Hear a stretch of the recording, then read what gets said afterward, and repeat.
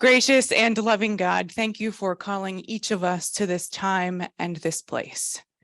We ask this morning that you would open our hearts, open our ears, still our minds to what it is that you might be calling us to do as a people, as a congregation, as Christians in the broader world.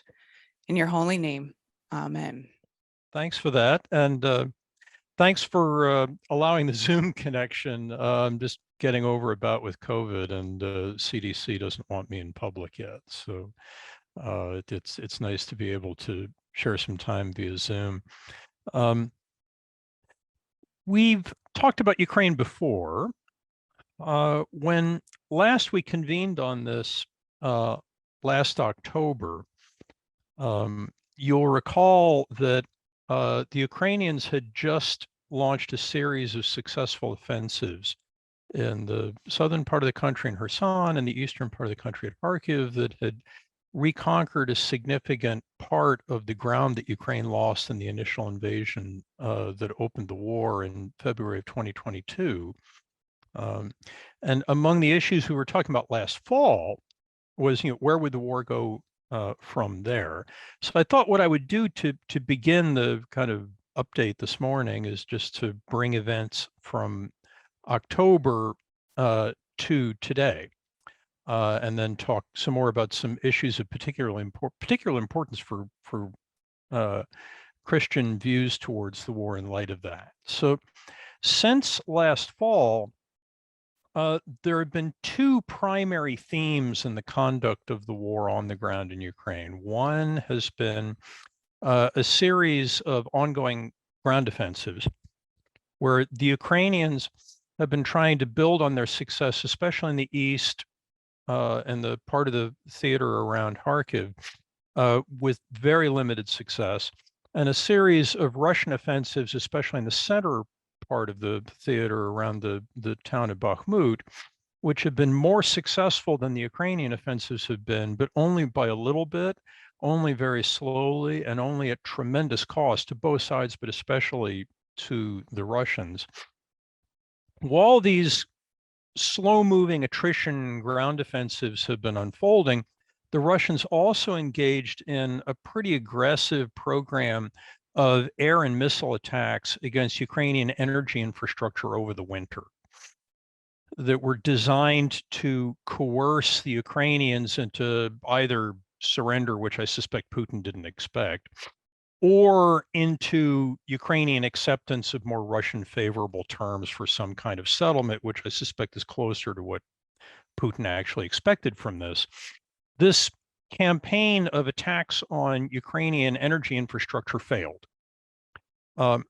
partly because of a remarkable degree of stiff upper lip on the part of the Ukrainians in suffering through a cold, dark, difficult winter, and partly as a result of a substantial degree of adaptiveness by the Ukrainians in repairing the power stations and the generating halls and the transformer yards that the Russians had been targeting.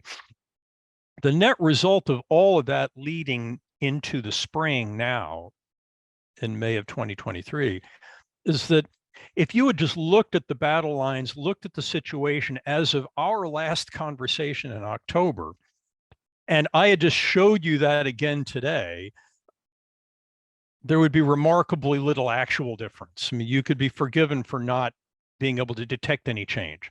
Huge number of lives lost, huge amount of property destroyed, huge amounts of capital expended, and very, very little change on the ground, and very, very little change in the politics of the war. Where things are now heading into the spring is that there is probably the single most widely pre-advertised offensive in military history coming, where over the course of the winter, the Ukrainians have received a very substantial amount of Western equipment, have raised additional military formations, multiple brigades of new ground forces, which have been trained by the United States, Britain, and NATO allies on the ground in Europe.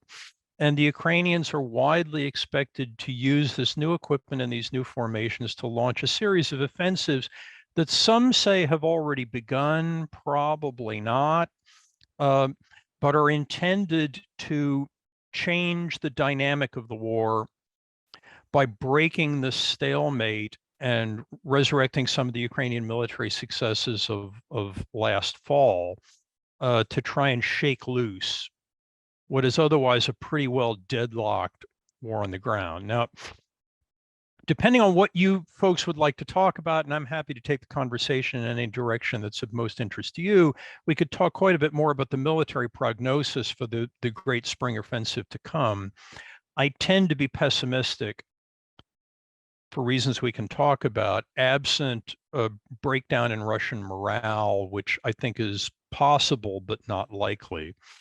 So I think probably the Ukrainians are going to regain some ground in the spring, but I doubt they're going to break through and dramatically change the situation. And that in turn tees up some very important issues for Americans in general and Christians in particular with respect to how do we get from what now looks like a largely deadlocked war to an end to this conflict on terms that make sense.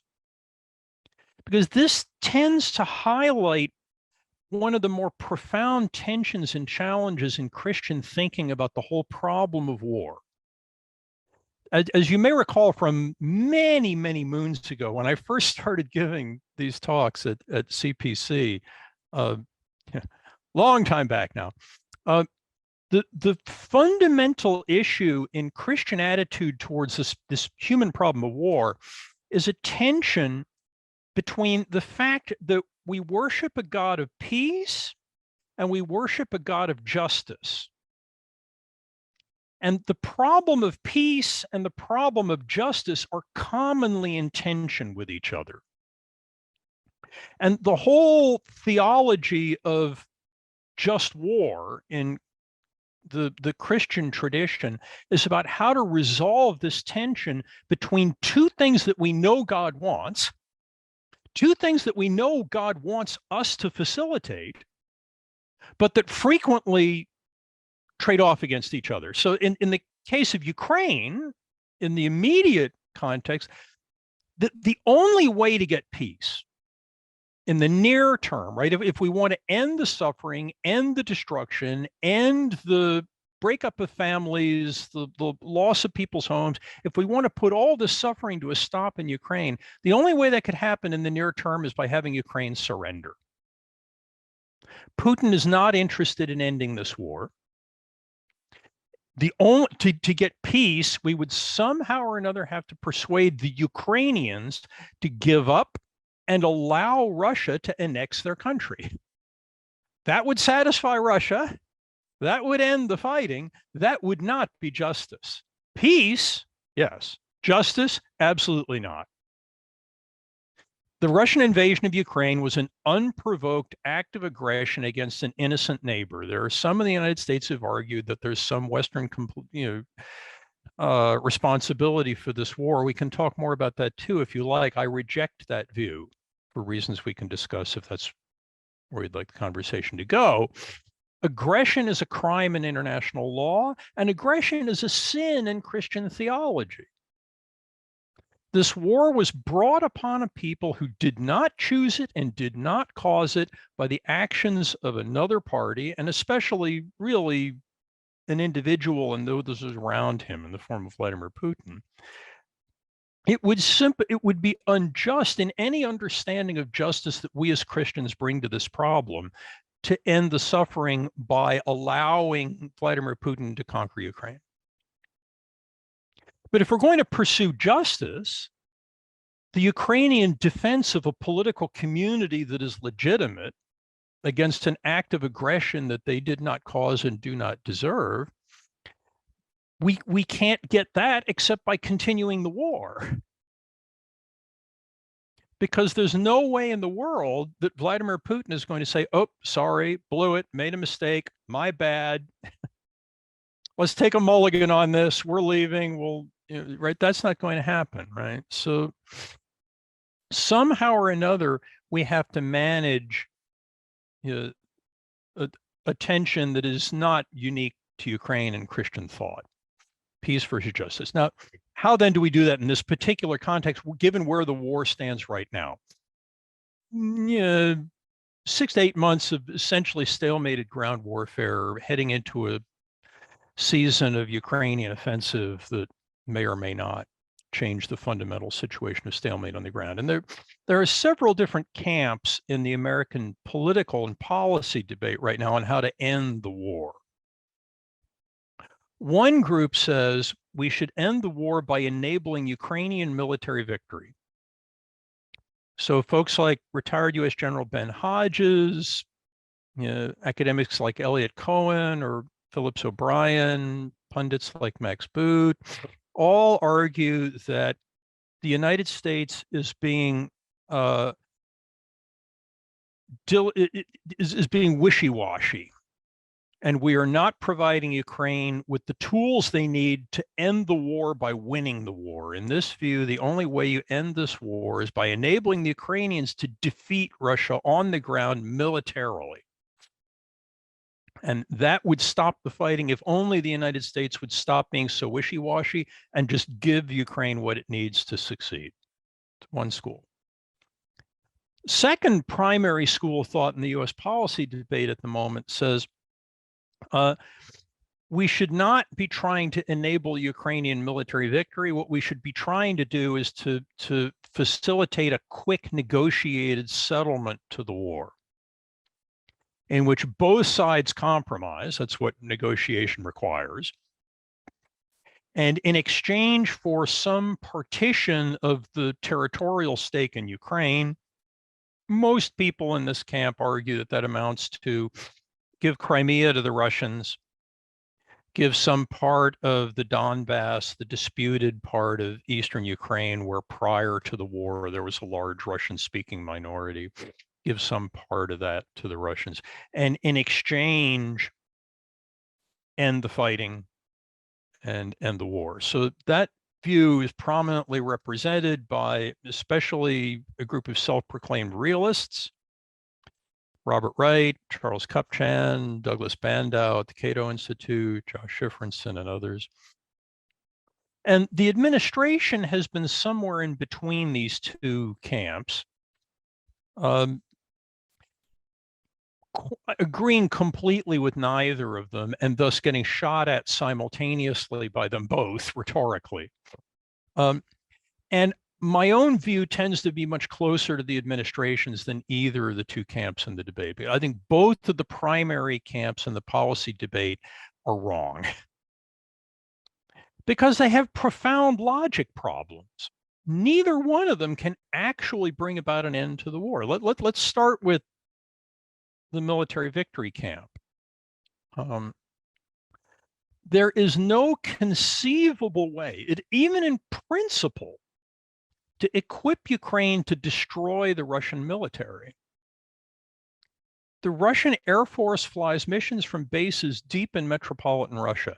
Russia has 3 times the population and 10 times the GDP of Ukraine.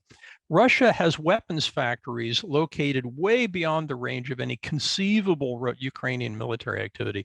There is no way that Ukraine can simply annihilate the Russian military. And if you cannot annihilate the Russian military, you can't stop the fighting. The fighting can continue if Putin wants it to continue. Let's take a hypothetical scenario that's close to what General Hodges and Phil O'Brien and the rest of that camp aspire to for the Ukrainians. Let's imagine the United States opens the magazine and simply sends everything that we can send to the Ukrainians, and it enables them to retake every last square inch of Ukrainian territory that Ukraine owned prior to 2014, much less the Russian invasion in 2022. Let's stipulate that somehow they do that. Personally, I think that's improbable, but let's imagine that that's what happens. All Putin's incentives at that point are not to say, oh my gosh, the Ukrainians have won, I give up. Because if he does that, there's a substantial risk of a coup d'etat in Moscow that kills him personally and ends his control over the country. all he has to do to avoid that scenario is say, the war isn't over, folks. Continue the strikes on cities like Kyiv and Lviv and Odessa and elsewhere in Ukraine that he did all winter from bases deep in Russia that Ukraine can't possibly reach regardless of what equipment we give them. And say, you know, we Russians are fighting a war against all of NATO, that we have suffered some reverses, but they're temporary and we're coming back. The war isn't over. And just keep the fighting going on. Ukraine isn't going to invade Russia. Ukraine isn't going to march on Moscow. Ukraine isn't going to conquer all of metropolitan Russia. Unless it did something like that, it has no ability to stop Putin from simply continuing the war from the Russian side of the border, because it's in Putin's political self-interest not to admit defeat. So in that scenario where we give the military victory camp everything they want, the war doesn't end. Yes, Ukraine owns more of its territory, and that's a good thing, right? That's pursuant to our love of justice, but it's not pursuant to our love of peace, because it doesn't end the fighting. It doesn't even enable cities like Kharkiv to be reoccupied or rebuilt by the Ukrainians, because they're within artillery range of the Russian border, and the Russians will continue to flatten the place. So there's no imaginable way in which US aid can enable Ukraine to win the war defined as ending it and realizing their war aims, because it can't end it. And in fact, this isn't unique to Ukraine. This is a common American misunderstanding of the way wars end. No war since the end of the Second Punic War, prior to the birth of Christ, has ever ended through military victory defined as destroying the enemy's ability to resist militarily, right? The Romans ended the Punic Wars by invading Carthage, conquering the city, selling every adult Carthaginian into slavery, leveling the city and sprinkling salt over the ruins so nothing would ever grow there again. If you want to do that, that's military victory. Short of that, the way real wars since then end is when both sides agree to stop shooting, essentially negotiated settlements, right? Even World War II. The most famous example that advocates of military victory cite for how you can win a war through military means alone, World War II ended in 2 negotiated settlements with Germany and with Japan. They were very one-sided, right? Negotiation doesn't mean equal. But they were both negotiated settlements in which military forces who could have continued to fight if they wanted to decided instead to step down because they preferred that to they preferred the terms that were on offer from the Allies to the prospect of a continued, probably guerrilla resistance. But they were perfectly capable of continuing to resist. Less than a month before the war ended in Europe, the German army in 1945 inflicted 360,000 casualties on the Soviets in the Battle of Berlin. This was not an army that had lost the ability to kill enemies. The Japanese in 1945 were widely, the US was planning an invasion of the Japanese home islands when the Japanese, thank heavens, instead surrendered.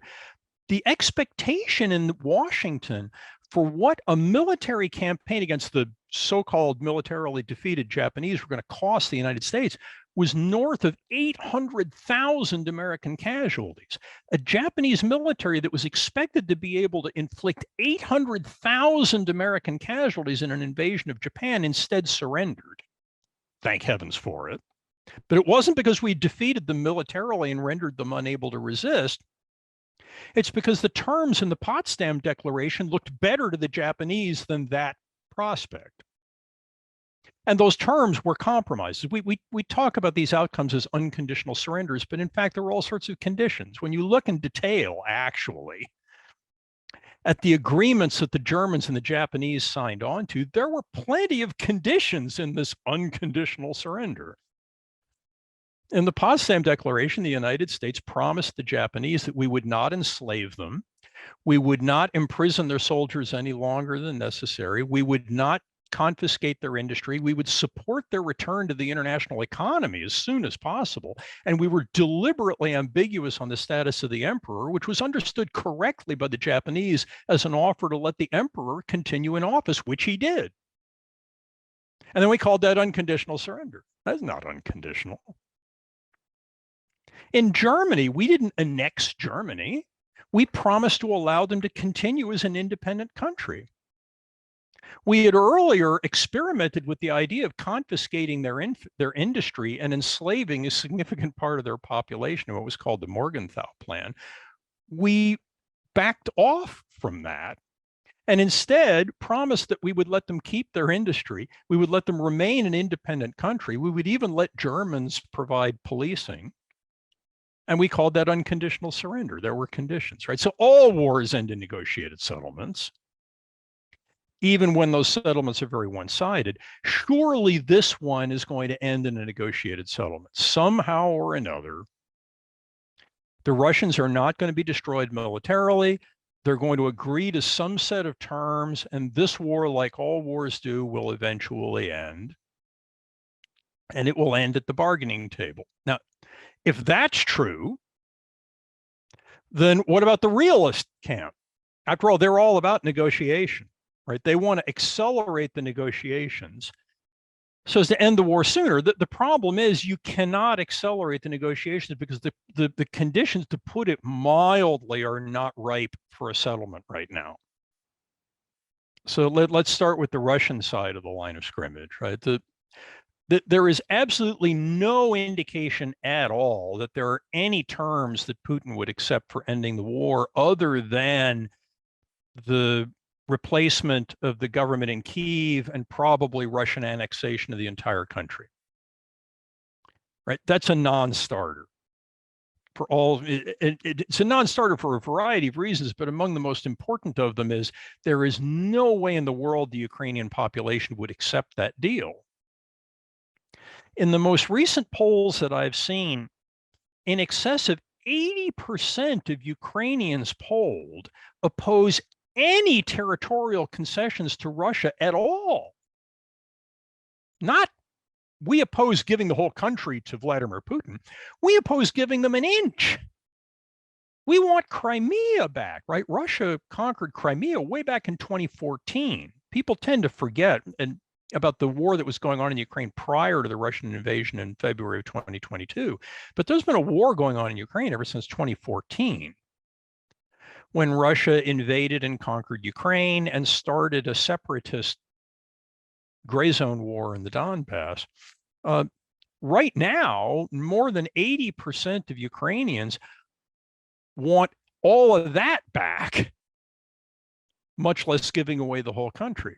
So there's no bargaining space. There's no overlap in the conditions that Ukraine would accept for stopping the war and the conditions Putin would accept for stopping the war. So what realist response to that is, well, we've got leverage.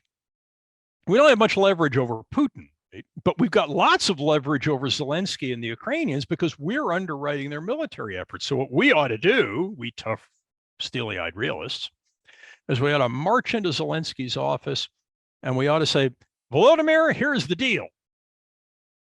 Either you accept a negotiated settlement, which Putin probably wouldn't accept, but that's another problem. Either you accept a negotiated settlement or we're cutting off the aid flow. So do what we want and stop this war and stop all this shooting. If Zelensky agreed to that, he would be out of office in hours. Right. To put it mildly, there is no Ukrainian support for that position, and Zelensky's government would fall almost immediately if we actually strong-armed him into doing something like that. Moreover, if we then said, well, all right, Volodymyr, you think you're such a tough guy. You won't do what we want? Fine, we're cutting off the aid. No more ammo for you. No more weapons for you. Certainly no F-16s for you. In the event that we did that, probably within months, Ukraine's conventional defenses would fail and Russia would successfully occupy the country, but that wouldn't end the war. Anybody in the United States who thinks that you can end a war by conquering the enemy capital, I commend to your attention Kabul in 2001 and Baghdad in 2003. Wars are not football games. They do not end when you cross the goal line and plant your flag and declare yourself the winner. Wars end when both sides agree to stop shooting. And the general expectation way back in February 2022 was actually that the Russians would quickly destroy the Ukrainian conventional military. It didn't work out that way, but that's the way most analysts thought it would, but that there would be a subsequent insurgency. Because it was widely expected that the Ukrainian people would not accept Russian occupation and would rise up as, Iraqis and Afghans did against, hostile occupation. And there would be a civil war, an insurgency that would last, who knows? The average civil war since World War II lasts about 11 years.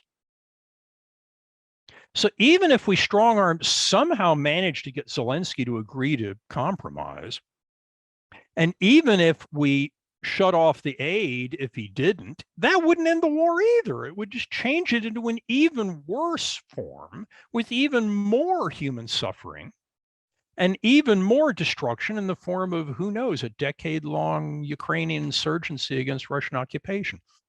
You put all that together, and there is just no prospect anytime in the foreseeable future for a negotiated settlement to end the war. So what does end the war then? If we can't win it by equipping the Ukrainians to win militarily, and if we can't broker it by strong-arming Zelensky into accepting some sort of compromise negotiated settlement, what does end the war? And the answer is more fighting. And this again brings us to the tensions in Christian thought about the problem of war. In the political science literature on war termination, the purpose of the fighting is to create bargaining space. All wars end in settlements, sometimes very one-sided, but they all end in settlements. The reason you have a war is because at the beginning, there's no overlap in the acceptable outcomes for the two sides. Hitler wants to conquer Europe. The French and the British don't want Europe conquered. Not much ground for agreement there because you can't settle this dispute by political, peaceful negotiation. Instead, you get a war. What the war does is it changes people's acceptable outcome set. The successors to Hitler are eventually, in May 1945, willing to accept an outcome that Hitler was not willing to accept in 1939. Because of the war. What the war did was to impose suffering on Germany and show an expectation of future suffering if the war had continued that wasn't evident to Germany in 1939 and that persuaded Hitler's successors in May 1945, we would rather stop the war and accept a settlement we would never have accepted in 1939, but we will accept now because it sure looks better than what we now think is likely if the war continues. Similar story with the Japanese, similar story with every war that's ever ended since classical antiquity, anyway. So what the fight, there is a reason for the fighting and the suffering and the destruction and the dying in war. The reason for the fighting and the destruction and the dying in war is that it creates an overlap in acceptable outcomes that didn't exist before the war started, that enables a negotiation to reach a settlement and end the war. And the problem is the fighting has not done that yet in Ukraine. The bargaining positions are still non-intersecting. And it's not just Volodymyr Zelensky, it's the entire Ukrainian population, or at least north of 80% of it, that does not accept any outcome that would be acceptable to Vladimir Putin. Therefore, what's going to happen in Ukraine is continued fighting until such time as the two acceptable outcome sets overlap and the conditions become, if you want to use the term, ripe for some sort of negotiated settlement. And my guess is that we're probably a long way away from that. We're a long way away from that for several reasons, but the single most important one, oddly enough, is US domestic politics. So one might reasonably ask, given everything we just said, especially for Putin, who claims to be a Christian, what is it that could eventually persuade Vladimir Putin to accept some sort of settlement less than the annexation of all of Ukraine? And right now, the answer is nothing. And a big part of the reason the answer is nothing is because Putin is fondly hopeful that the 2024 US elections are going to bring into office an American political movement that will abandon Ukraine. And when that happens, Putin will be able to occupy Kyiv, and Putin will be able to destroy the Ukrainian conventional military, and Putin will eventually crush the Ukrainian insurgency the way he crushed an insurgency in Chechnya, which took him about a decade, but he did, and he succeeded. So a big part of what's keeping Putin in the war at the moment is the expectation that there's a possibility that Western aid for Ukraine will end, and especially that Western aid for Ukraine will end after the American presidential election cycle, which will bring into office opponents of US aid and will then cut the flow. So my guess is it's very unlikely that this war will end at least prior to the American elections in 2024 and whatever domestic aftermath may follow from those. It may take longer than that, but that's what's going to have to happen in the war.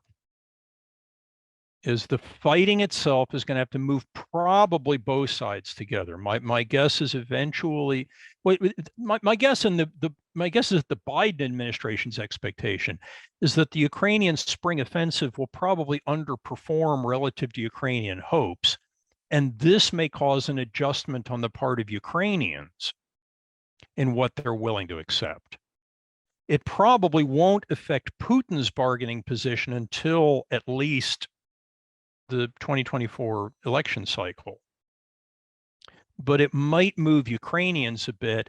And if the 2024 elections produce foursquare American support for Ukraine and Putin's hope that the plug will get pulled evaporates, maybe after 2024 and a couple more years of basically stalemated warfare in which neither side thinks they have the chance to accomplish anything meaningful on the ground, maybe then you'll start to see the bargaining positions overlap and a settlement will become possible. And just to tie that back to the original theme, and then I'll stop transmitting, right? Lecturing too long is an occupational hazard in my line of work. That brings us back to the role of war in Christian thought. There is a school of Christian thought that advocates pacifism and rejects any legitimate role for war. There's a school of Christian thought that sees war as God's tool for punishing the sinful. But the majority of Christian thinking on war, the just war tradition, sees war as sometimes necessary, but whose role should be delimited and limited and restricted as much as possible by a variety of constraints.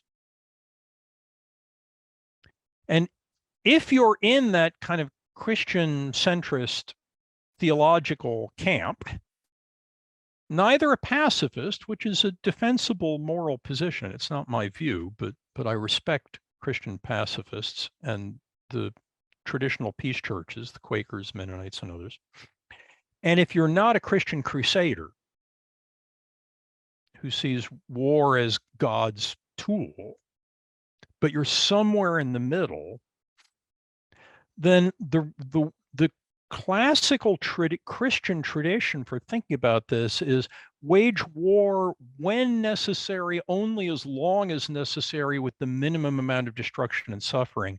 And I think what that implies for Ukraine at the moment is, with deep regret and sorrow, supporting the conduct of the war as a way of creating the conditions under which the war can end, which don't exist at the moment, in my view, on the ground in Ukraine. So, I mean, those of you who've heard me yammer on before have come to expect uplifting, happy talk from the front of the room. So I don't want to, like, disappoint anyone. But as tends to be my my happy talk tendency, I think there is a settlement eventually, but not soon, and probably not as a result of the spring offensive. So why don't I stop lecturing, and let's talk about what you folks would like to talk about. Fire away.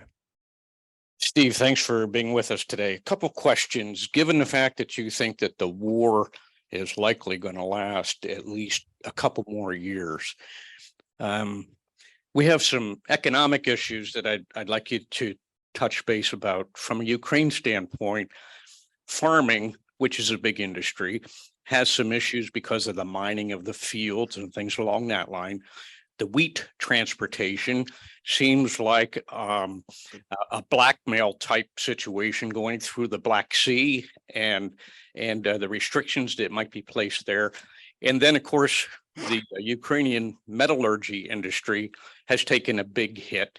So what can we look forward to from a Ukraine GDP standpoint over the next several years with this war still taking place?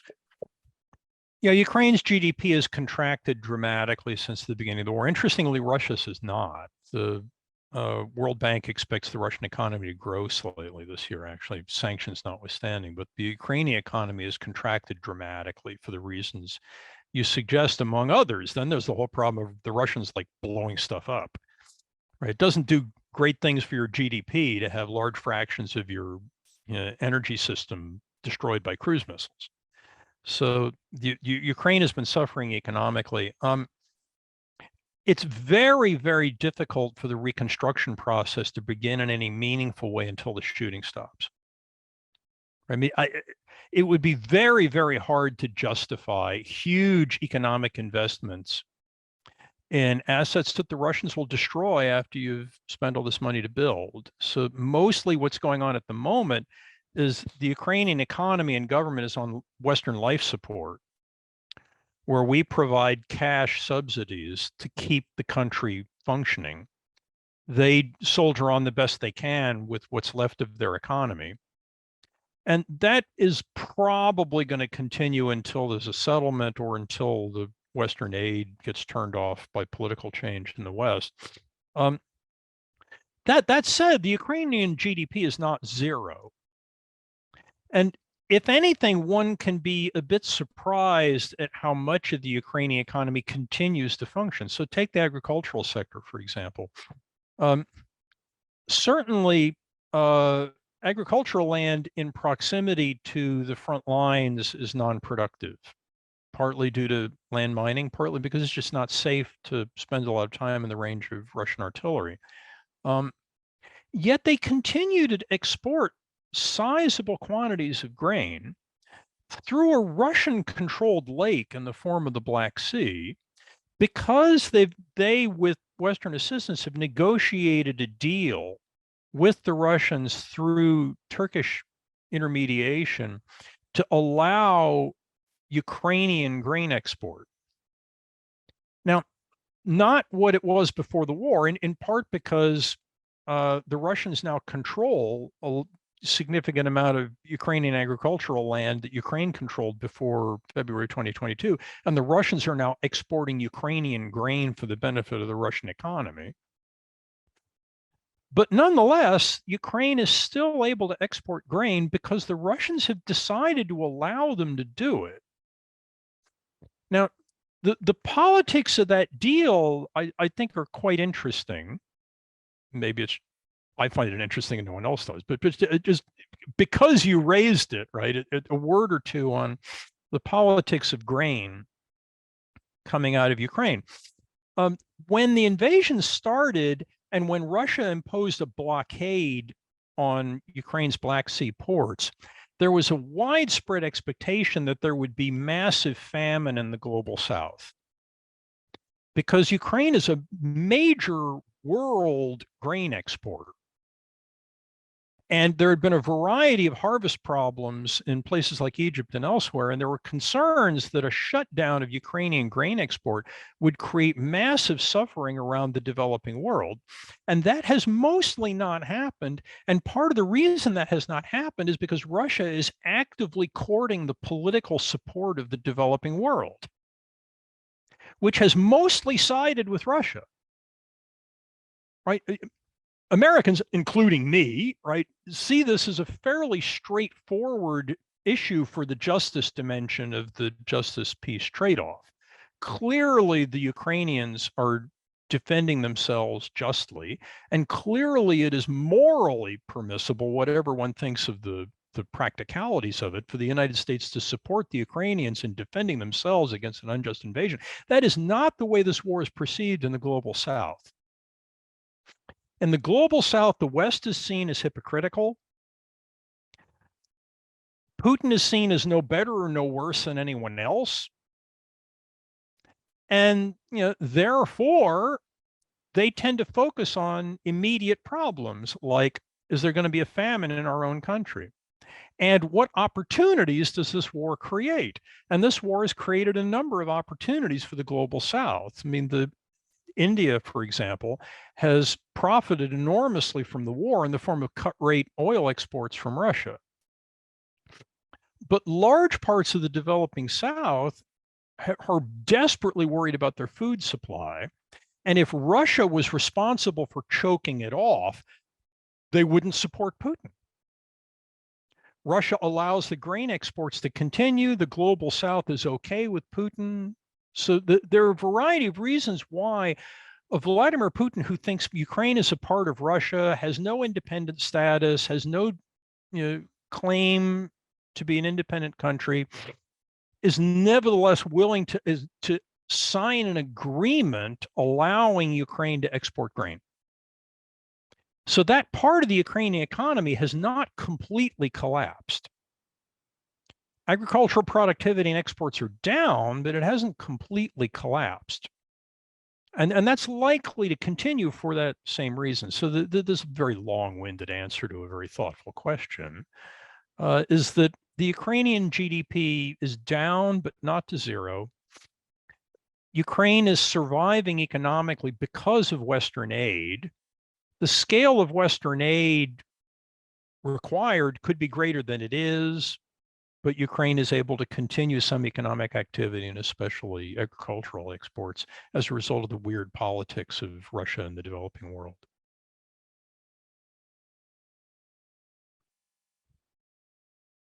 One of the advantages of long-winded answers is it deters tough questions. No one is willing to risk now allowing another one of these riffs. What else would you like to talk about?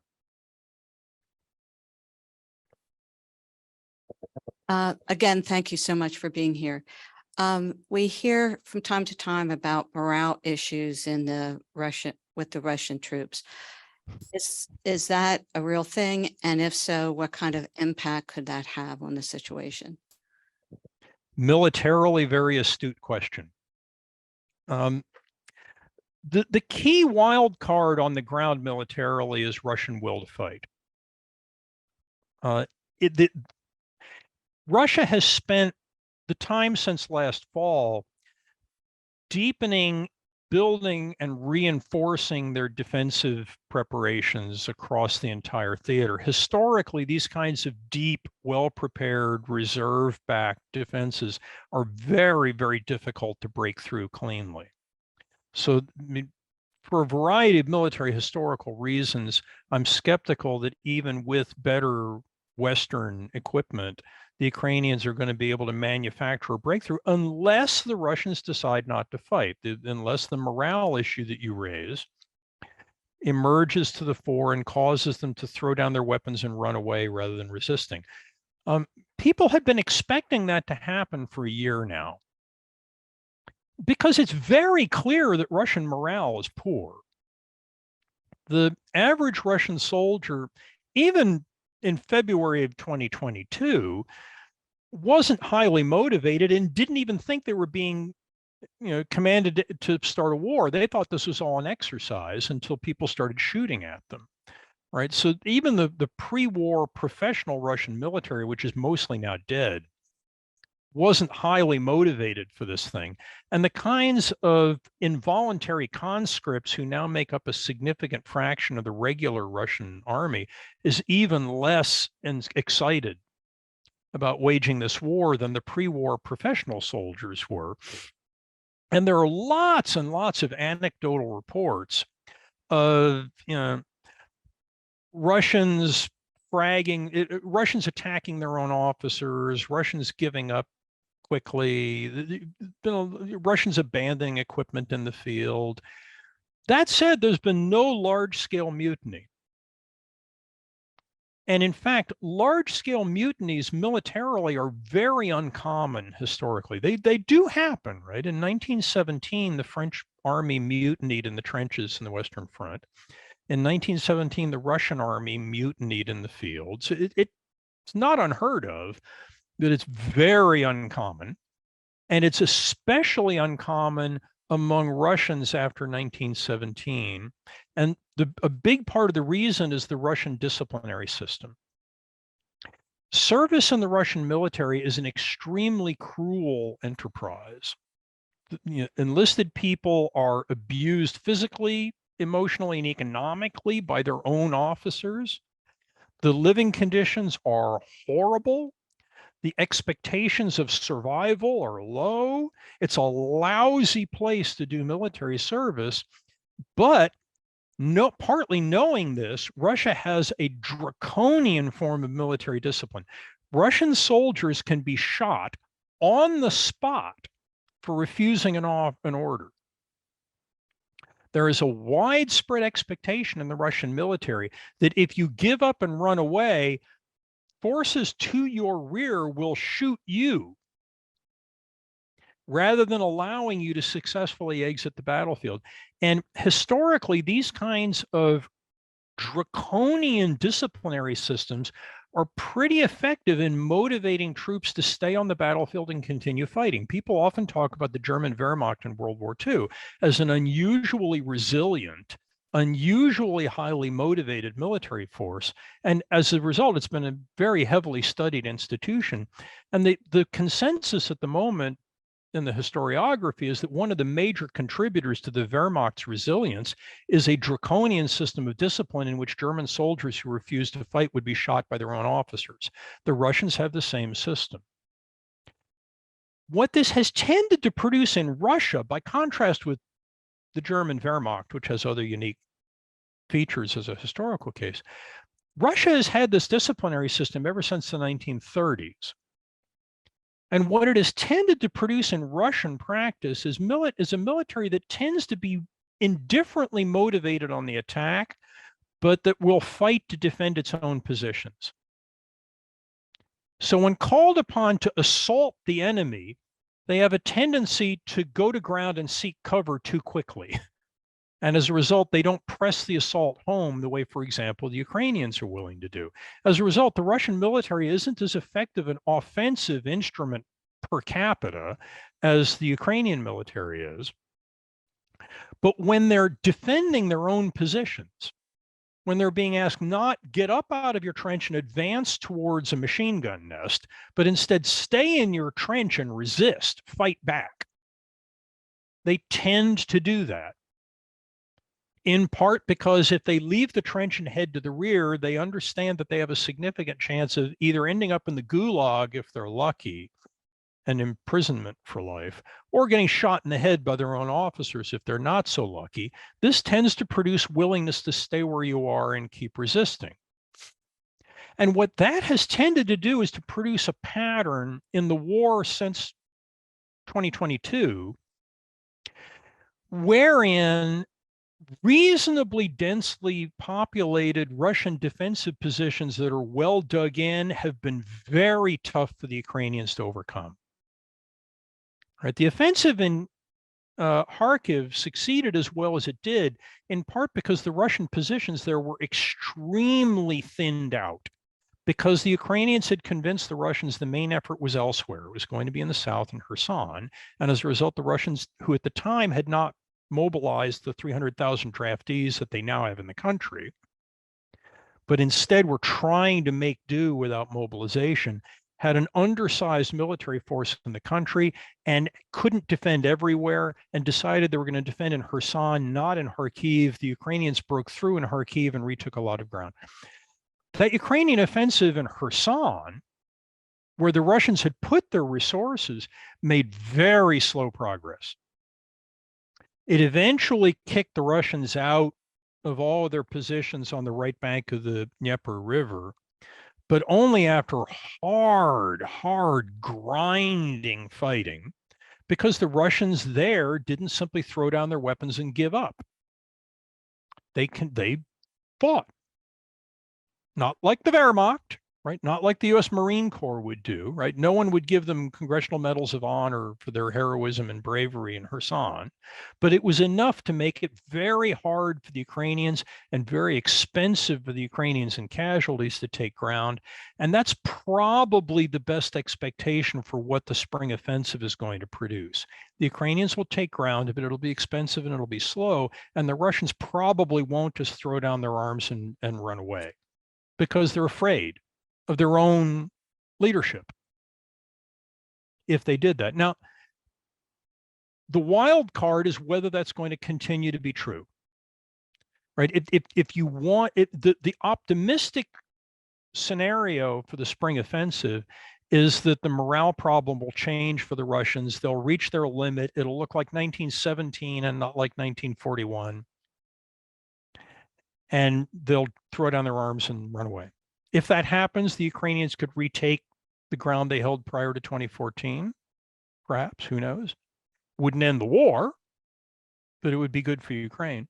Short of that, it's going to be a much tougher slog. And the best bet is that probably Russian combat motivation won't be heroically high, but it won't be so bad as to create a mutiny and a failure to fight.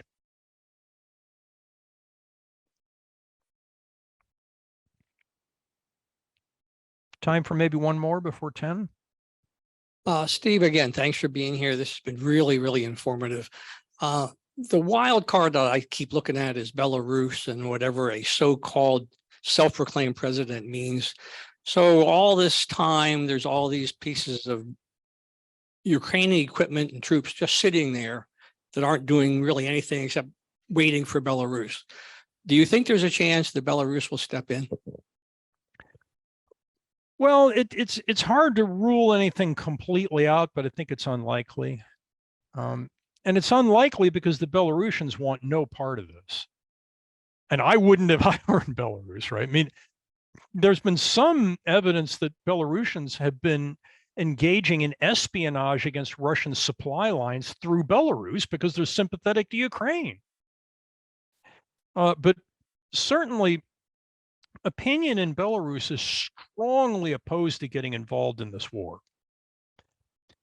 which is a pretty rational view on the part of Belarus. Now Putin would like to pressure them into entering the war anyway, because Putin needs every last soldier he can find, right? He's scraping the bottom of the barrel for troops, and he's scraping the bottom of the barrel for equipment. The Russians are deploying into Ukraine right now tanks that are not quite as old as I am, but that are 50, 60 years old, right? Because their attrition rates have left them, scraping the bottom of the barrel.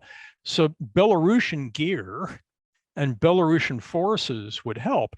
That said, I mean, Belarus is not the world, the second biggest army in the world, right? They're a relatively modest sized military. Even if they entered the war, I doubt it would fundamentally change the military calculus on the ground. It would be helpful to Russia, but it wouldn't radically transform things because the Belarusian military isn't big enough, and because the Ukrainians understand that there's some chance that they might enter the war, and therefore the Belarusian border is defended. The Ukrainians have deployed brigades on the Belarusian border to keep an eye on this and make sure that they don't get some free walk into Kyiv, which of course is geographically proximate to Belarus. So between the fact that the Belarusians want no part of this loser and the fact that the Ukrainians are hedging against the possibility, and the fact that the Belarusian military isn't big enough to militarily transform the situation by its participation, which reduces the incentive of Belarusians to participate in what would still almost certainly be a stalemated losing attrition war, even if they entered. You put all this together, and I think the best bet is that the Belarusians will stand clear of this thing. Putin will continue pressing.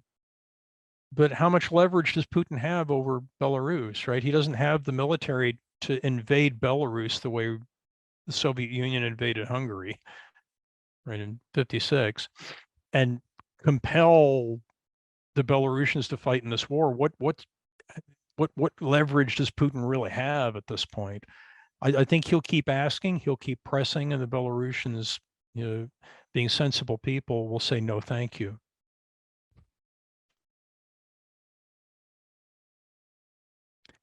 Okay, well, it's about 10, and I don't want to interfere with the worship service, which is the priority, of course. Will you join me in a closing prayer? Good and gracious God, thank you for the many blessings you've bestowed on us, that we live in a country that has not been invaded, where we have security, where our homes are not going to be destroyed, where our families are not going to be broken up, where our lives are not at risk, as is the case for your sons and daughters in Ukraine and in so much of the world. Thank you for being with us this morning, helping us to understand some of the complexities involved in trying to reduce the suffering from the scourge of war, but without giving up the justice that we know you want, and we know you expect from us, and we know you care about. Be with us as we go into worship. Help us to continue to see your will and to act upon it. In Jesus' name we pray. Amen.